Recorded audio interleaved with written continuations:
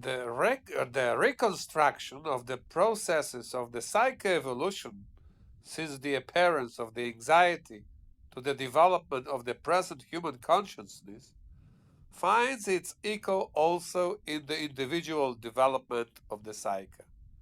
We know this fact of the repetition of the subsequent evolutionary stages in the physical development of the organisms.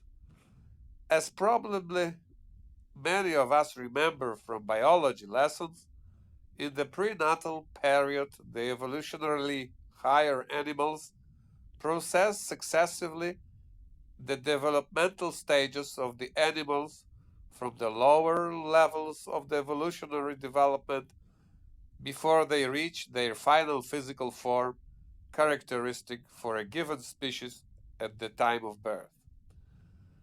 The same is true of mental development, which I have extensively described in my earlier works. For this reason, the most human psychological trait and the oldest one possessed by every human being, not deviating from the most common form, is the anxiety. As you can see, I try not to use the term abnormal psyche, because in fact only what is most common in a given animal species is normal. The anxiety itself can hardly be called something nice, desired, and therefore normal, and yet it's the foundation of the psyche of every human being, and therefore, despite everything, it is the norm. However, due to the ambiguity of the word normality, I do not want to use it where it's less ambiguous to use the term most common. This aversion to the word normal will become even more understandable when we come to the question of the prevalence of individual psychic constitutions. The consciousness is able to distract from the anxiety and emotions, and therefore must necessarily be of the same nature as the anxiety. Just as you cannot distract your eyes with the sound and distract from a smell with the touch, so the whole awareness work of diverting the attention from the anxiety would not be effective if the consciousness and the anxiety, as well as emotions, were something different. Meanwhile, the above reasoning shows that they are exactly the same. Evolutionarily speaking, this is hardly surprising. The appearance of the anxiety opened a new stage in the evolution of life on Earth, and everything that followed had to be rooted in the beginning. Thus, the consciousness is the evolutionary continuation of the anxiety and is a form of the anxiety, its more advanced form. If so, the time has come to try to understand what this anxiety and therefore the consciousness are. In my definition of the anxiety described in earlier books, I argue that the anxiety is psychologically the same phenomenon as the fear, with the difference that the fear is the body response to an immediate, visible threat, and the anxiety is the same mobilization reaction, but without a physically existing danger, without any threat. Of course, in everyday language and in the language of the psychology of so far, the fear is also a name for the anxiety.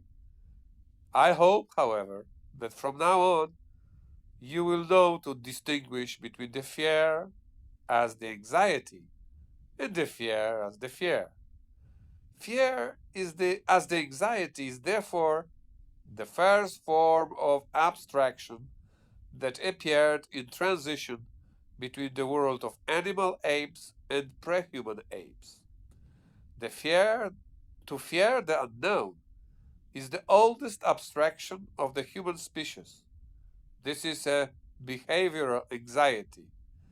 But is it possible to go further and try to identify the anxiety in a physical or even a molecular level?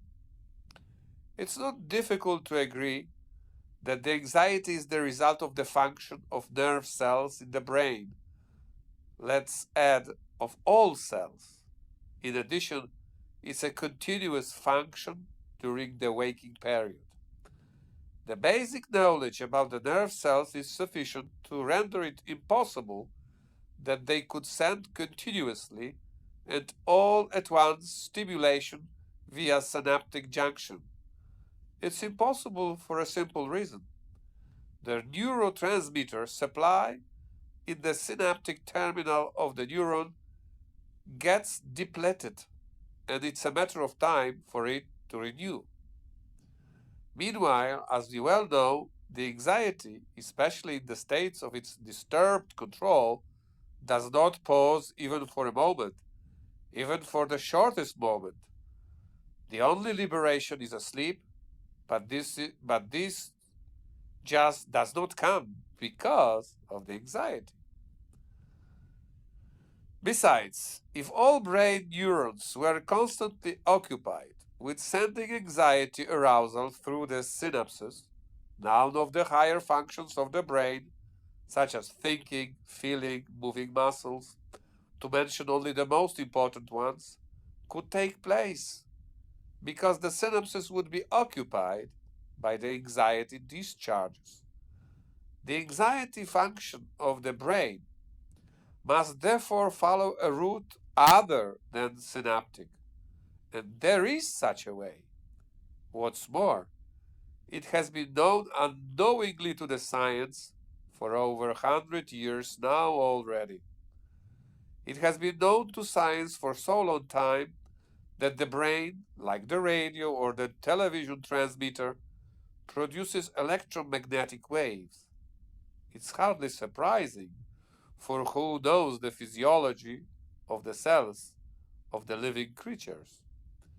Anyone who remembers it knows that the energy expenditure by means of a sodium-potassium pump to polarize the cell membrane that wraps the cell content accounts for the lion's share of the living cell's energy expenditure.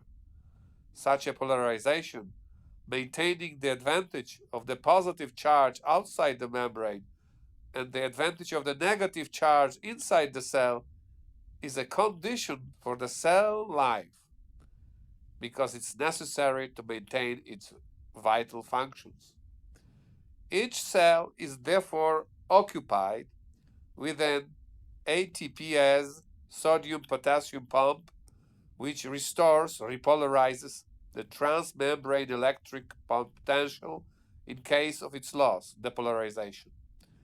This is the case in all living cells on Earth, both plant and animal. This is true for the unicellular, cellular, as well as the multicellular organisms. But there are cells in the nature that have made out of the depolarization repolarization process of the cell membrane their main occupation.